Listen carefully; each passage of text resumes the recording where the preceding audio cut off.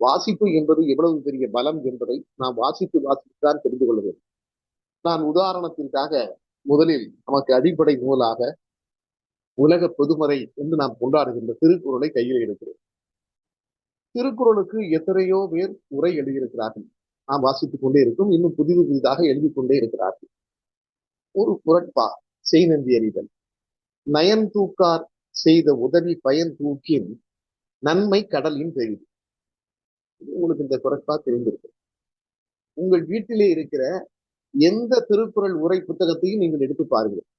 இன்று நான் பேசி முடிந்ததும் உங்கள் வீட்டிலே இருக்கிற திருக்குறள் யாருடைய உரையாக இருந்தாலும் எடுத்து பாருங்கள்.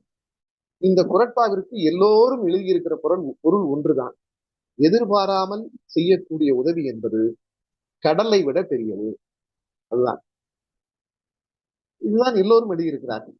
ஆனால் நானும் அப்படித்தான் நினைத்துக் கொண்டிருந்தேன். சமீபத்திலே நான் ஒரு புத்தகம் படித்தேன்.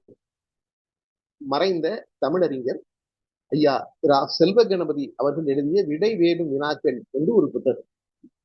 அந்த புத்தகத்திலே இந்த குறட்பாவை எழுதிய ஐயா செல்வ கணபதி அவர்கள் என்று சொல்கிறார், நயம் தூக்கார் செய்த உதவி பயன் தூக்கி நன்மை கடலின் பெரிது என்று, எதிர்பாராமல் செய்த உதவி என்பது கடலை விட பெரியது என்று வள்ளுவர் சொல்வது கடலினுடைய அளவை வைத்து அல்ல.